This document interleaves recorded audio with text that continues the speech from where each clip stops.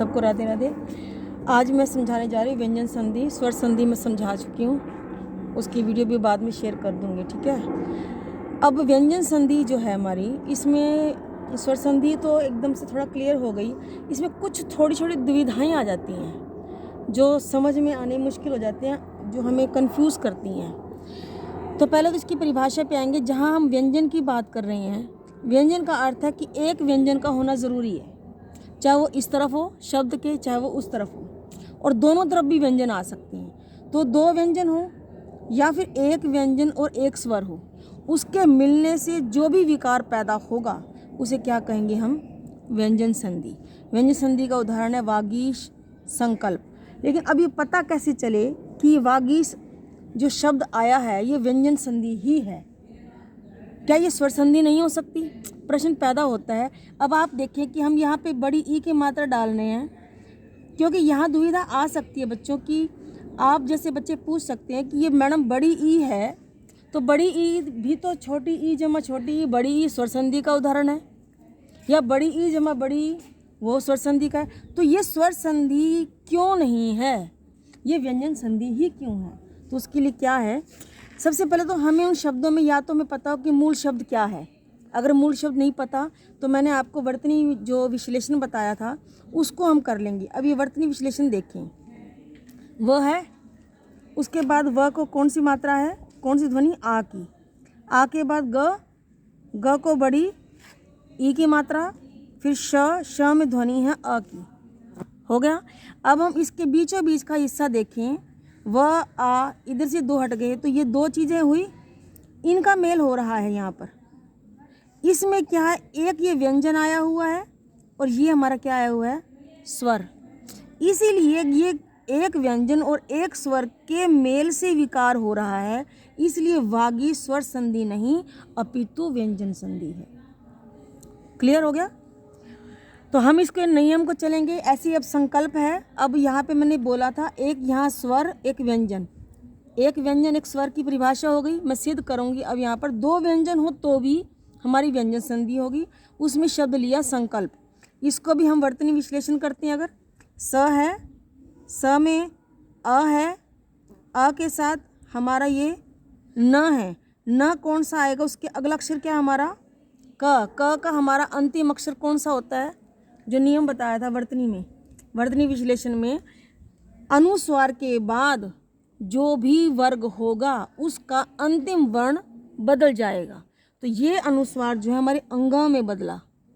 उसके बाद क में ध्वनि आई अ की, फिर ल हमारा है ही आधा, कोई ध्वनि नहीं है।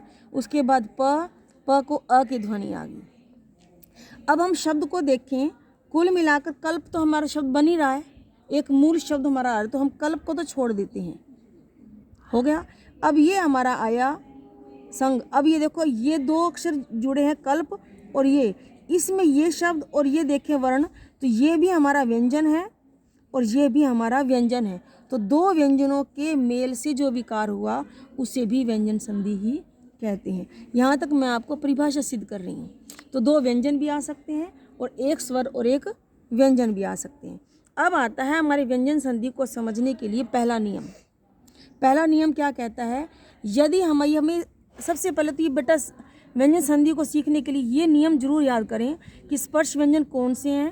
पहले कवर्ग वाली लाइन, फिर चवर्ग वाली, फिर टवर्ग, तवर्ग, फिर पवर्ग, ये हमें आनी चाहिए। तो पहला नियम क्या कहता है? यदि शब्द के जो पहले भाग में जो अंतिम वर्ण होगा उसका तीसरा वर्ण हो या फिर वो पांचवा वर्ण हो, तो वो अपने वर्ग के पहले में बदल जाएगा। ये होगा तो क में बदलेगा, ज होगा तो च में बदलेगा, अंग होगा तो ट में बदलेगा, अण होगा तो भी ट में बदलेगा। तो इनमें से 5, ये जो 10 हैं, इन 10 में से कोई भी आ जाए तो वो अपने ही वर्ग के पहले में जाएगा। ये नहीं कि अगर ग आए तो आप उसको च में बदल देंगे, अगर ग आएगा तो वो अपने वर्ग के क में बदलेगा।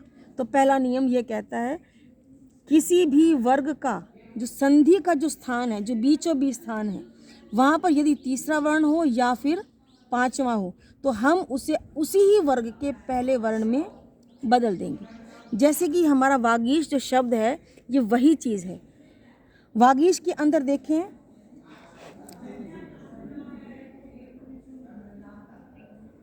इसके हमने टुकड़े किए थे, ये वा ग था, ये ग जो है तीसरा वर्ण है, ये यहीं से जुड़ रहे हैं ना दोनों, तो इसका अंतिम अक्षर क्या है हमारा ग है, तो ग हमारा तीसरा वर्ण आया बीचों बीच।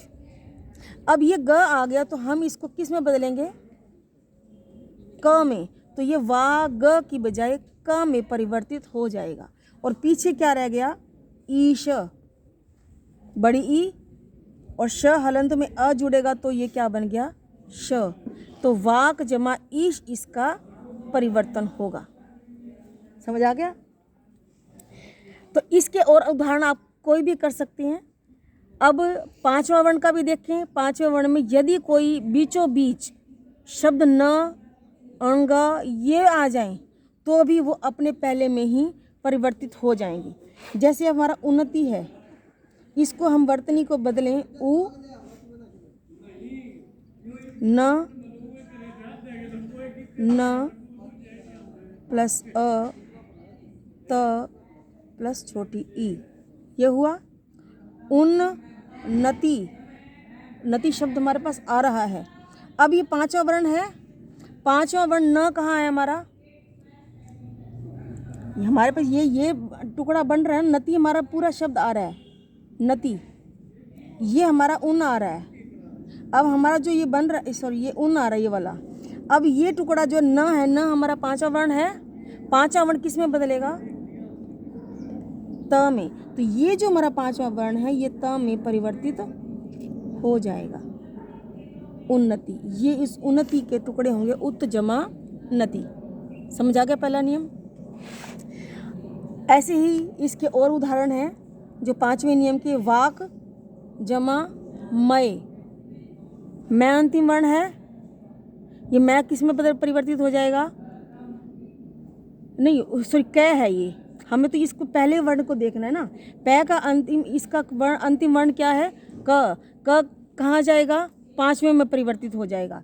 ये दूसरा नियम ये आता है। पहला तो हमने देखा कि यदि तीसरा और पांचवा हो तो वो पहले में बदलेगा। अब इसी का दूसरा पार्ट यहाँ मैं समझाने जा रही हूँ। वो क्या है, यदि ये वाले 5 हो जाएं पहले हिस्से में तो वो इसमें बदल जाएंगे पांचवें में। ये हो तो पहले में, पहला हो तो पांचवें में। वाक पहला वर्ण है, ये वाक कै की जगह क्या बदल जाएगा, इसका पांचवा अंग तो वर्णम में, ठीक है। च है, च किस में बदल जाएगा, अंग में। ये अंग क्या है हमारा, इसको ऐसे भी लिख सकते हैं और अंग को हम अनुस्वार में भी परिवर्तित कर सकते हैं, तो हम अनाश भी कर लिख देते हैं। त है, त का अंतिम वर्ण क्या है, न, तो ये क्या बनेगा, त को हम बदलेंगे जग हो गया। न ये हलंत वाला है त, तो न हलंत में बन गया और ये पूरा का पूरा नाथ लग गया। समझा रहा है। इसके बाद शट, ट है, ट हमारा अंतिम में क्या बनेगा, अण में। श ये हलंत वाला अण है तो अण हमारा आधा बनेगा, या फिर आप इसे षटकोण वाला शाखा के अण ऐसे डाल देंगे। आगे क्या पूरा का पूरा मास, क्षण मास, या इसको आप ऐसे भी लिख सकते हैं। तो ये हमारा ये पहला नियम क्या बनता है, यदि वर्ग के इस तरफ जहाँ हमारे टुकड़े हो रहे हैं तीसरा और पांचवा हो तो वो पहले में बदल जाएंगे। यदि वर्ग का पहला कुछ भी हो तो वो उसके पांचवें में परिवर्तित हो जाएगा।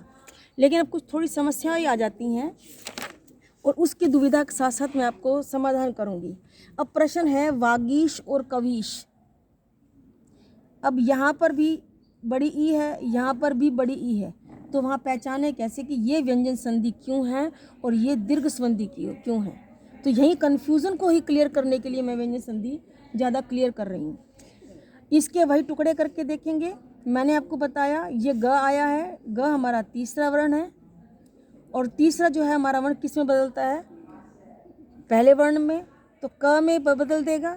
अब वाग जमा इश इसका हो गया। लेकिन अब कवीश को देखें, ये स्वर संधि क्यों है, तो वागीश जो से व्यंजन ये कैसे हो सकता है जबकि दोनों में बड़ी है। मैं प्रश्न वही लिखे बैठे वाला। अब हम इसके टुकड़े करें, अगर क है, क में ध्वनि कौन सी है? अ की मात्रा, वै को बड़ी ई की मात्रा, उसके बाद श और उसके बाद ए की ध्वनि।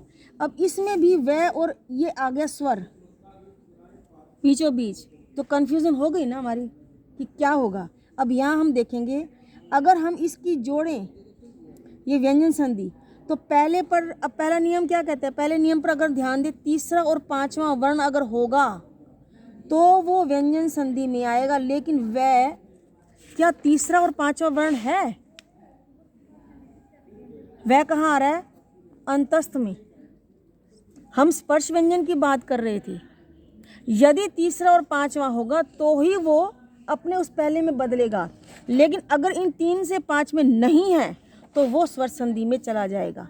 इसीलिए देखें, जो यहाँ पर ये वै था, यहाँ तो हमारा ग आया हुआ था, तो हमें यही देखना है कि जब बड़ी ई की मात्रा दिखाई दे, बड़ी ई की मात्रा में जहाँ भी कन्फ्यूज़न हो, जहाँ भी दुविधा हो, उससे पहले आप देख लेंगे कि क्या वो वर्ण तीसरा और पांचवा है। यदि तीसरा और पांचवा हो तो वो व्यंजन संधि में आएगा। यदि कोई और वर्ण आ जाता है तो उससे आप स्वर संधि ही मानेंगे। उसके टुकड़े फिर आप बड़ी ई छोटी ई की मात्रा करके देखेंगे, और हमें देखना है कि कवि को छोटी की मात्रा लगती है या बड़ी ई की। इसीलिए इसके नियम हमारे बनेंगे, कवि ऐसे लिखा जाता है और बड़ी ई ऐसे, ये शुद्ध शब्द हमारे लिखे ऐसे जाते हैं, तो छोटी ई प्लस बड़ी ई बराबर बड़ी ई। इसीलिए जो कवीश है ये हमारा स्वर संधि का उदाहरण होगा, ना कि ये वागीश को हम स्वर संधि कहेंगे। वागीश में तीसरा वर्ण है, इसमें तीसरा वर्ण नहीं है। क्लियर हो गया? अब आता है एक और गिरीश। गिरीश में भी बड़ी की मात्रा आ रही है। अब यहाँ पे भी बड़ी की मात्रा कन्फ्यूजन हो सकती है, लेकिन इससे बड़ी की मात्रा से पहले देखें, क्या ये र तीसरे और पांचवें वर्ण में आता है कहीं? रै भी कहाँ आया? अंतस्थ में। अगर ये होंगे तो ही वो व्यंजन संधि के उदाहरण होंगे। यदि इसके अतिरिक्त कुछ भी होगा तो वो स्वर संधि में ही चला जाएगा। इसीलिए ये रै हमारा क्या, इसी प्रकार नारीश्वर, तो इसी बड़ी की मात्रा के साथ क्या है हमारा? र है, तो र भी हमारा अंतस्थ व्यंजन में आ जाता है। तो ये हमारे स्वर संधि के नियम होंगे, ना कि ये व्यंजन संधि में आएंगे। समझ आ गया होगा? अब यहाँ एक समस्या और आ गई। अब यहाँ नदीश है, ये समस्या आ गई कि बड़ी ई के साथ द तो तीसरा वर्ण आ गया। अब कैसे पता चले कि ये स्वर संधि है? इसमें बड़ी ई है, तीसरा वर्ण भी है, क्योंकि अगर तीसरा वर्ण होगा, हमने कहा तीसरा वर्ण होगा तो वो व्यंजन संधि होगा। लेकिन फिर नदीश हमारा स्वर संधि कैसे हुआ? इसमें देखें, व्यंजन संधि में द को तय में बदलेंगे। नत जमा ईश होना चाहिए, पर नत जो शब्द है मूल शब्द नहीं है। इसको टुकड़े करके देखें, नतीश को न plus a plus the plus बड़ी ई प्लस श प्लस अ, हमारा बीचों बीच ये आया। और हमारा नियम क्या कहता है? यदि तीसरा वर्ण होगा तो वह किस में बदलेगा? पहले वर्ण में। आ जाओ, इसमें तीसरा है, तीसरा किस में बदलेगा? तय में। बदल के देख लो, न तो पूरा हो गया, ये त में बदल गया, तय को बड़ी की और पीछे क्या रह गया? ये तो हो गया हमारा पूरा, इसमें क्या रह गया? ईश। लेकिन नत तो कोई शब्द ही नहीं है हमारा, बल्कि नदी तो जरूर है। तो इसलिए कन्फ्यूज़न को क्लियर करने के लिए आप ये देखें कि वो तय में बदलेगा, लेकिन नत कोई भी मूल शब्द नहीं होता है, इसलिए स्वर संधि में आएगा। मूल शब्द हमें स्पष्ट नज़र आ रहा है कि नदीश में मूल शब्द हमारा नदी है, तो इसलिए ये नदी इसमें चला गया। और बड़ी ई को अगर टुकड़े करें, इसके टुकड़े कर दें, कर नदी को यहाँ ले लें, तो बड़ी ई हमारी किस में टुकड़े में बदलती है? स्वर संधि में। बड़ी इधर भी हो सकती है, इधर भी, छोटी भी। और हम देखेंगे नदी में कौन सी मात्रा लगती है? बड़ी ई। और ईश हमारी भी तो भी बड़ी ई लगता है, तो ये हमारा स्वर संधि का ही उदाहरण होगा। क्लियर हो गया? हमारा पहला नियम, किसी भी वर्ग का तीसरा और पांचवा वर्ण होगा तो वो पहले में बदलेगा, और यदि पहला होगा तो वो पांचवें में परिवर्तित होगा। और उसके साथ जो जो दुविधाएं स्वर संधि के साथ मैच हो रही थी वो दुविधाएं आपको क्लियर करी कि यदि आपकी मात्रा के साथ तीसरा वर्ण हो तब तो वो व्यंजन संधि में हो, तीसरा पांचवा तो व्यंजन संधि माने, अन्यथा आप उसे स्वर संधि माने। लेकिन कई बार एक ऐसा शब्द आ जाता है जहाँ तीसरा वर्ण भी हो, तो आप उसके टुकड़े करके देखें तो मूल शब्द उसमें ढूंढे कि वो नत शब्द मूल शब्द नहीं है बल्कि उसमें नदी शब्द मूल शब्द था, इसलिए ये स्वर संधि का उदाहरण होगा। पहला पॉइंट क्लियर समझ आ गया आप सबको। इसके बाद अब देखते हैं हमारा दूसरा नियम। एक्चुअली पहले नियम में हमारे दो भाग हैं, इसलिए इसको हम ऐसा भी कह सकते हैं, पहला नियम ये, दूसरा ये। मैंने साथ में जानबूझकर समझाया ताकि आपको कन्फ्यूज़न क्लियर हो सके। दूसरा नियम बनते हैं हमारे अनुस्वार की। मैं एक्चुअली संधि विच्छेद की तरफ से जा रही हूँ, संधि तो आपको रट जाती है, संधि विच्छेद करना मुश्किल हो जाता है। तो नियम क्या कहता है, हमारे जो दो स्वर आते हैं अंग और आह, जिसे हम अयोगवा कहते हैं। अयोगवा में दो आते हैं, अनुस्वार और आह, जिसे उच्चारण की दृष्टि से तो हम स्वर बोलते हैं, क्योंकि हम स्वर अगर बोलें तो निर्बाध गति से उसका उच्चारण हो रहा है। लेकिन लेखन की दृष्टि से ये स्वतंत्र रूप से नहीं लिखे जा सकते, इसलिए ये लेखन की दृष्टि से व्यंजन भी कहलाते हैं। तो हम इसकी बात करेंगे अनुस्वार की, इसके नियम की। तो नियम क्या कहता है, यदि आपको कहीं भी अनुस्वार मिल जाए तो वो म में परिवर्तित होगा।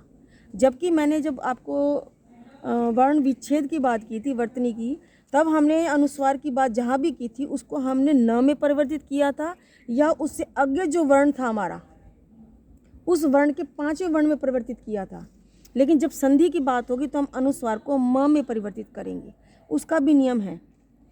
जैसे कि अब संकल्प आया हमारा, अगर हम इसके टुकड़े करते हैं, इसके बाद क है तो क का आखिरी अक्षर तो अंग आया ना, जो मैंने वर्तनी व्यवस्था के हिसाब से बताया था। तो वर्तनी की शुद्धता तो यही बनेगी। स में हमारी ध्वनि है अ के बाद अनुस्वार आया है, अनुस्वार के बाद क का अंतिम वर्ण क्या बनता है हमारा, अंग, तो वो वर्तनी के हिसाब से अंगा में परिवर्तित हुआ। फिर क में हमारी ध्वनि है अ की, उसके बाद ये ल है, आधा है तो आधे को आधा ही रखेंगे। फिर प में हमारी ध्वनि है अ की, तो ये हमारा वर्तनी की शुद्धता हो गई। अब हम संधि के नियम को कहें कि जो ये अनुस्वार होगा वो अनुस्वार हमारा म में परिवर्तित होगा। इसलिए जब हम संकल्प की संधि विच्छेद करेंगे तो इसको हम म में परिवर्तित करेंगे, तो ये अंग म में आ गया, तो स जमा अ स बना, ये म हलंत हुआ, क जमा अ क हो गया, ल आधा का आधा रह गया, प जमा अ प पूरा हो गया, तो सम जमा में कल्प हो जाता है।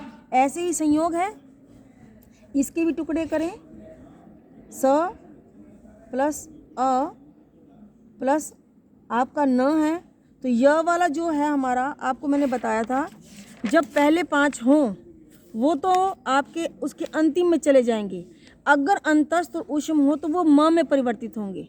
वर्तनी में क्लियर बताया था आपको। तो ये वाला इस अनुस्वार अपने आप से ही म में परिवर्तित हो जाएगा। फिर यह है, यह को हमारी ओ की मात्रा है, ओ के बाद ग है, ग में अ की ध्वनि है, हो गया। अब हमारा ये योग हो गया और ये हमारा टुकड़ा स्वयं अपने आप बन रहा है, तो क्या बना, सम प्लस योग। तो जब ये बार बार ये म में आ रहा है तो संधि के लिए एक नियम बना दिया गया, जब भी आपको जहाँ बिंदी दिखे तो आप उसे म में बदल दें, या फिर ऐसा कह दें कि जहाँ भी आपको म दिखे उसे आप बिंदी में परिवर्तित कर दें। क्योंकि हमें ऐसे भी तो करना है ना, सम प्लस योग, तो हमें संयोग बनाना पड़ेगा ना, और संयोग के टुकड़े करने पड़ेंगे। तो ऐसे तो उल्टा सीधा पढ़ के ज़रूर देखिए। अब यहाँ पे संगम है, मैं यहाँ पे बोलूँ कि सम प्लस गम, इसकी संधि करके दिखाओ, तो हमें ये नियम ध्यान होना चाहिए कि जहाँ म होगा वो अनुस्वार में बदलेगा।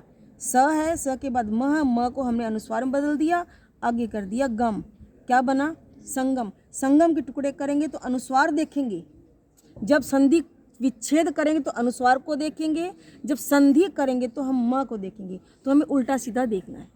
बात क्लियर हुई। अब एक आते हैं थोड़ा सा समस्या फिर से।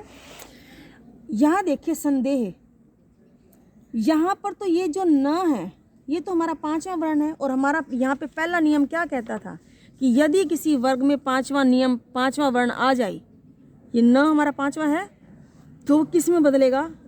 पहले में। तो पहले नियम के हिसाब से तो हमारा बनता है कि ये न त में परिवर्तित हो जाए। मगर आपको जब भी इस पांचवें वर्ण की बात हो, उसमें ये देखना है कि ये पांचवा वर्ण कहीं अनुस्वार का प्रयोग तो नहीं हो रहा उसमें। अगर अनुस्वार का प्रयोग हो तो आप उसे म में परिवर्तित करेंगे। जैसे हम संदेह को ऐसे भी लिखते हैं, संदेह को हम ऐसे भी लिखते हैं, क्योंकि टुकड़े करके देख लें। स है, स में अ है, अ के साथ अनुस्वार है, न डाल दिया हमने। द में ए की मात्रा, है में अ की मात्रा। हो गया क्लियर? अब ये संदेह को ऐसे लिखें, स में अ है, फिर आधा न है, द है, ए है, ए है, ये दोनों है। क्लियर? तो अनुस्वार से अगला जो द है, द का पांचवा वर्ण न, तो न आया ही नहीं, ये दोनों ही सेम हो गए हमारे, दोनों ही हमारी मात्रा। इसका मतलब ये भी ठीक है, ये भी ठीक है। तो ये जो हमारा न है, ये असल में अनुस्वार का प्रयोग कर रहा है।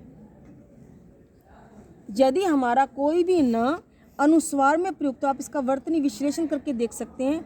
यदि ये हमारा न अनुस्वार में प्रयुक्त हो रहा है, तो उसको हम म में ही परिवर्तित करेंगे। क्लियर हो गया? संदेह दोनों ठीक वर्तनी के हिसाब से, इसलिए हमारा संदेह का संधि विच्छेद होगा। अगर हम ऐसे लिखा है तो हम तुरंत बदल देंगे ना कि अनुस्वार लगा हुआ जी, तो हम इसे तुरंत हम बदल दें, सम प्लस देह कर दें। लेकिन कन्फ्यूज़न करने के लिए वो आपके सामने ऐसे लिख कर दे सकते हैं, तो आप कंफ्यूज हो जाएंगे कि इस नए को तो हमें पहले में बदलना है और नया हमारा पांचवा बनता है ये, तो आप इसके साथ तय डाल देंगे। तय नहीं डालना है तो सत जमा दे नहीं करेंगे। ये नए को ध्यान देंगे, जब भी पांचवा वर्ण हो वो देखें कि कहीं ये पांचवा जो नए शब्द है कहीं अनुस्वार में प्रयुक्त तो नहीं हो रहा। तो वर्तनी विश्लेषण से समझ में आ जाएगा ये दोनों ठीक हैं, तो इसका मतलब ये अनुस्वार में प्रयुक्त हो रहा है। ठीक है? अब हमारा संपूर्ण आता है। संपूर्ण हम ऐसे भी लिखते हैं, ऐसे भी लिखते हैं। करके देखो, स प्लस अ, उस पे हम अनुस्वार को हम न डालते हैं, न डाल के देखो। न प्लस प, प को हमारे बड़े ऊ की मात्रा, फिर अण, अण में री की मात्रा, र की, और प्लस हमारा अ है। ठीक है? अब इसके टुकड़े करें, स प्लस अ, इसके बाद म, फिर प प्लस ऊ, अण प्लस र प्लस अ। अब ये दोनों के दोनों गलत नहीं हो गए? तो इसलिए हमारा जो अनुस्वार, ये इसके बाद ये प जो शब्द है, अनुस्वार के बाद जो प आया है हमारा, पहला वर्ण किस में परिवर्तित होता है? नियम क्या कहता है? अनुस्वार पहले नियम में आया ना हमारा, प हमारा अगर यदि पहला हो तो वह किस में परिवर्तित होगा? म में। तो हम इसे अनुस्वार के बाद प है तो हम इसे न में परिवर्तित नहीं कर सकते, हमें इसे म में ही परिवर्तित करना होगा। इसलिए संपूर्ण को हम ऐसे भी लिख सकते हैं, संपूर्ण को हम ऐसे भी लिख सकते हैं। तो ये म भी, संपूर्ण का ये भी, ये जो मैं है, ये भी आपका क्या प्रयुक्त हो रहा है? अनुस्वार के रूप में। और जहाँ भी अनुस्वार होगा उसे आप म में परिवर्तित करेंगे, सम प्लस पूर्ण। क्लियर? ये आपका दूसरा नियम अनुस्वार का। अब आता है हमारे एक और कि एक ही वर्ग के दो व्यंजन हो जाएं। एक ही वर्ग के दो व्यंजन हो और वो दो व्यंजन अलग अलग हो सकते हैं। दो व्यंजन का अर्थ क्या है? एक ही, यही ये खोल रखा है, एक ये वर्ग है हमारा वर्ग, इसमें कोई भी दो व्यंजन हो, ये दो व्यंजन हो सकते हैं, ये दो व्यंजन हो सकते हैं, ये दो हो सकते हैं, ये दो हो सकते हैं, कोई भी दो व्यंजन हो जाए, अलग अलग भी हो सकते हैं और सेम भी हो सकते हैं। तो दो व्यंजन हो अलग अलग, उसमें से एक जो है, जो पहला है वो पांचवा वर्ण अगर हो, दो उन दोनों में से अगर पांचवा वर्ण अगर हो तो उसे हम अनुस्वार में बदल देते हैं।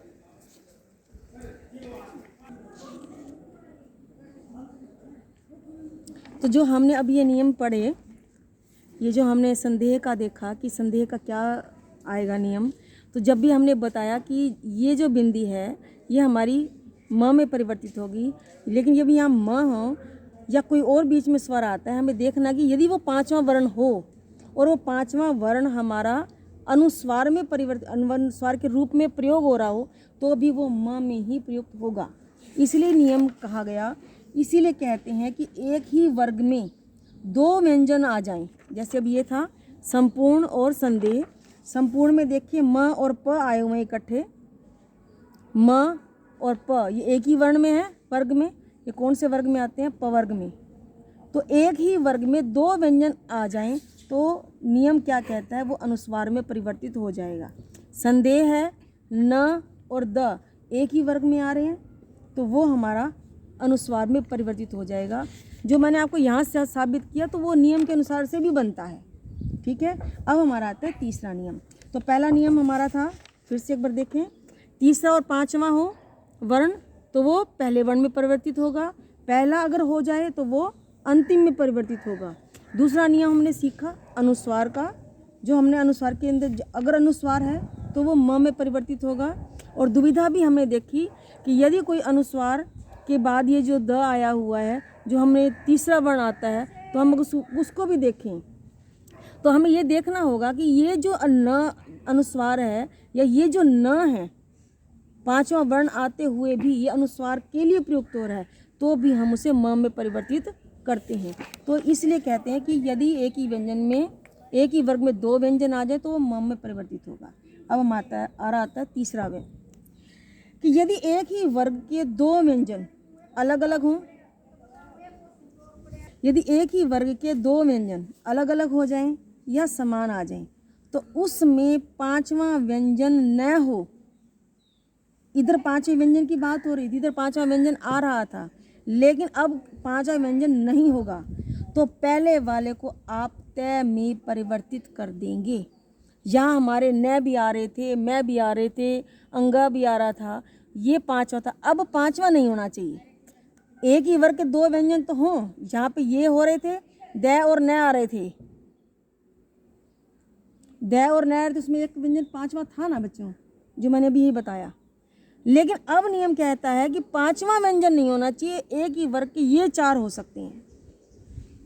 तो अगर इनमें से दो इकट्ठे आ जाएं या सेम एक ही शब्द डबल आ जाए तो वो पहला जो होगा वो तय में परिवर्तित हो जाएगा। या इसको ऐसे भी कह सकते हैं कि जब आपको दो एक जैसे दिख जाएं इसको तोड़ते समय तो पहले वाले को तय में परिवर्तित कर दें।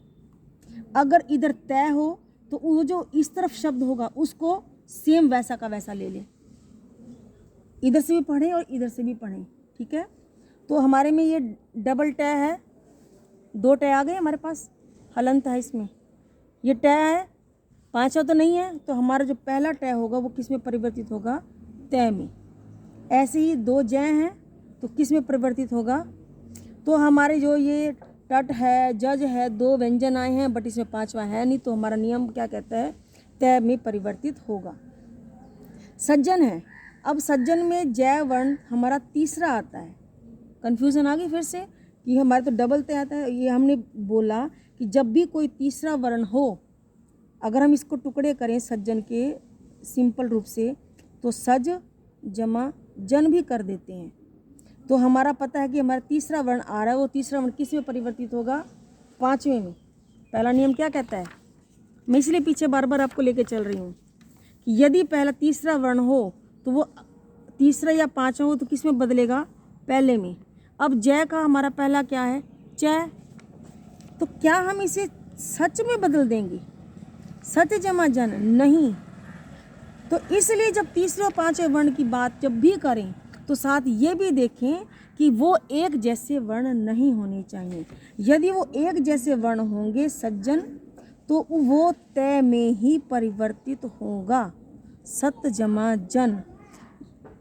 तीसरा और पांचवें वर्ण की जब भी बात हो जो पहले में हो, तीसरा आते ही आपको ये साथ जरूर देखना है कि वो दोनों एक जैसे नहीं होने चाहिए। क्लियर? तो जब एक जैसी होंगे तो वो तय में ही परिवर्तित होगा।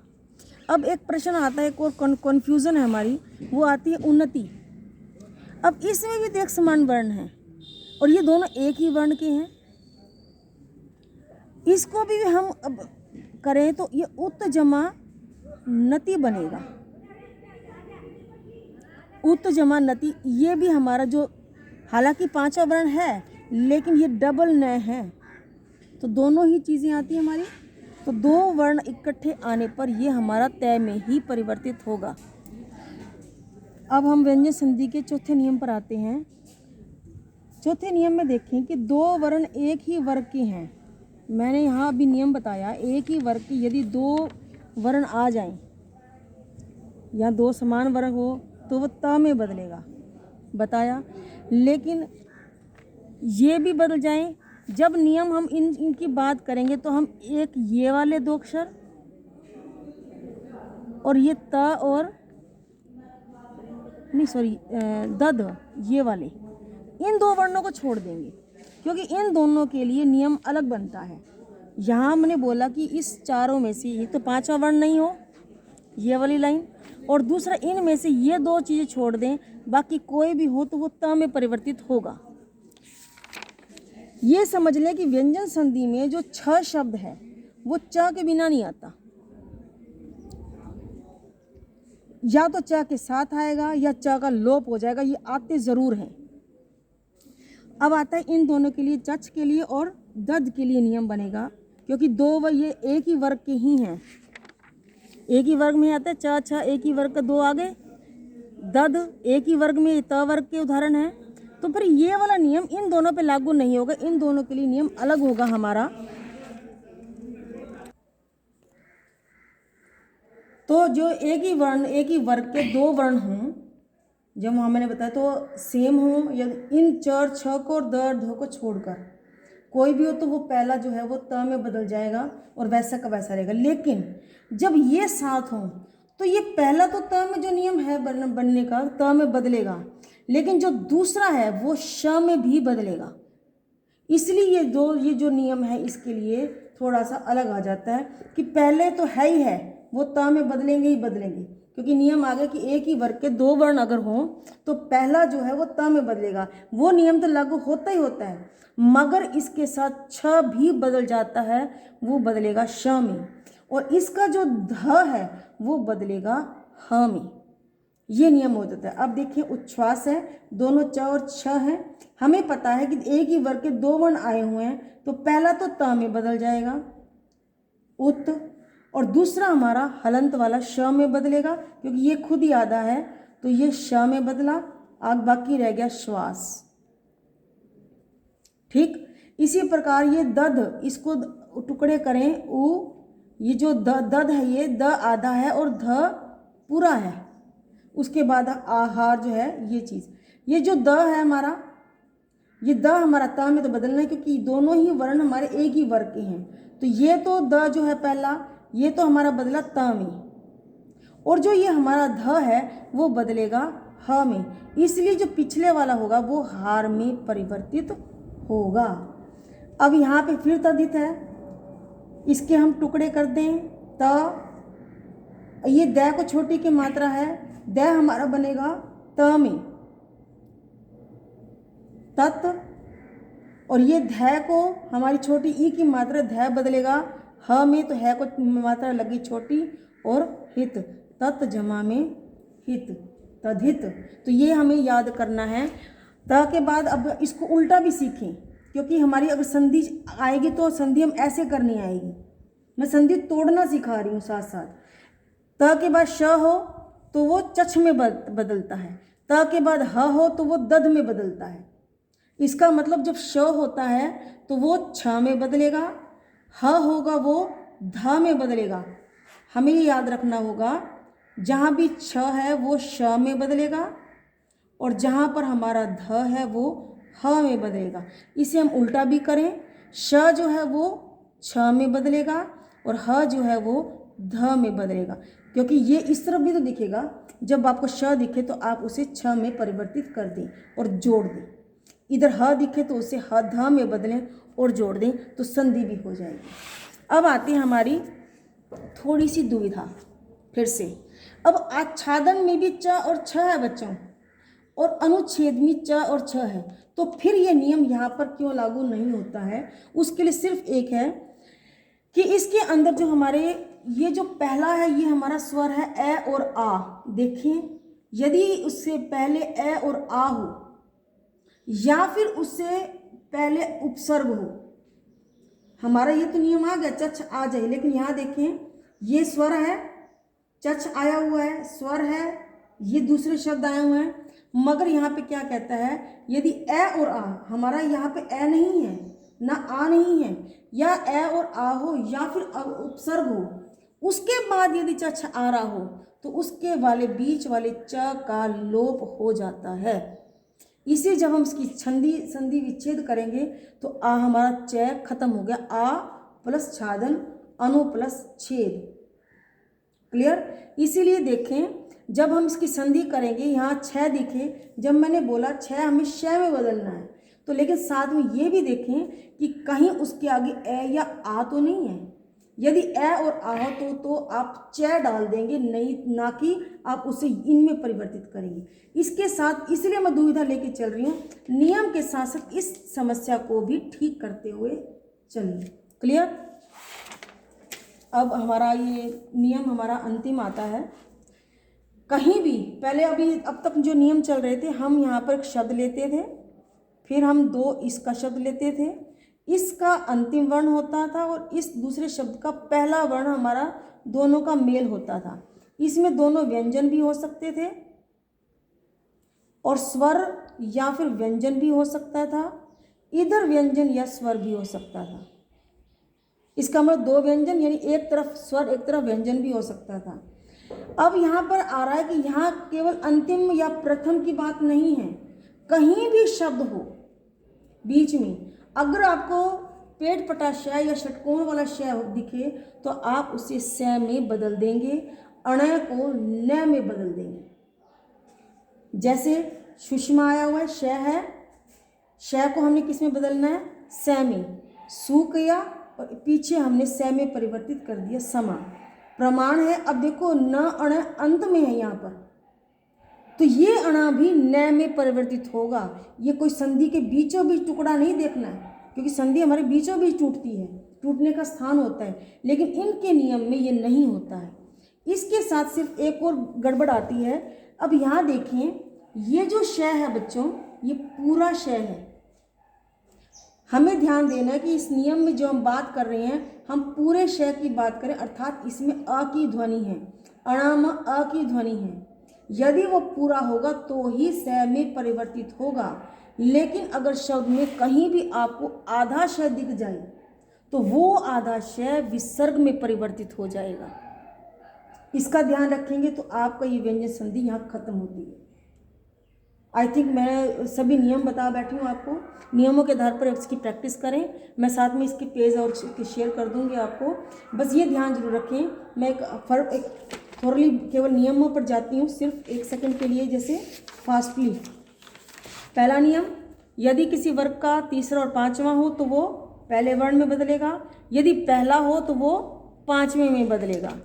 दूसरा हमारा नियम आता है अनुस्वार का, यदि कहीं भी अनुस्वार हो वो म में परिवर्तित हो जाएगा। लेकिन अगर अनुस्वार के साथ ये यहाँ हम जो ये न हमारा पांचवा वर्ण है, यदि वो पांचवा वर्ण होते हुए भी अनुस्वार के रूप में प्रयोग हो रहा है तो भी हम उसे मैं में ही परिवर्तित करेंगे। ये अनुस्वार का हमारा दूसरा नियम है। तीसरा नियम आता है हमारा, यदि दो व्यंजन एक जैसे आ जाएं, एक जैसे हों या एक ही वर्ग के हों, लेकिन इन दो को छोड़कर, चच और दद को छोड़कर, एक तो पांचवा नहीं होगा, दूसरा इनमें से कोई हो मगर ये वाला ग्रुप और ये ग्रुप नहीं हो, तो वो पहला वर्ण हमारा त में परिवर्तित होगा। ये दोनों साथ आ जाए तो पहला तो त में होगा ही होगा, ये बदल जाएगा और ये भी बदल जाएगा। ये हमारा श में बदलेगा, ये हमारा ह में बदलेगा। ये हमारा नियम देखो, चच को जो पहला है वो तो त में होगा, लेकिन दूसरा भी बदल जाएगा वो श में। और हमारा दद है, द तो हमारा त में परिवर्तित होगा, लेकिन ध भी हमारा ह में परिवर्तित हो जाएगा। लेकिन अब आता है हमारा, यदि इनसे पहले, इस चच से पहले यदि कोई ए या आ है तो वो उसका च हमारा लोप हो जाता है।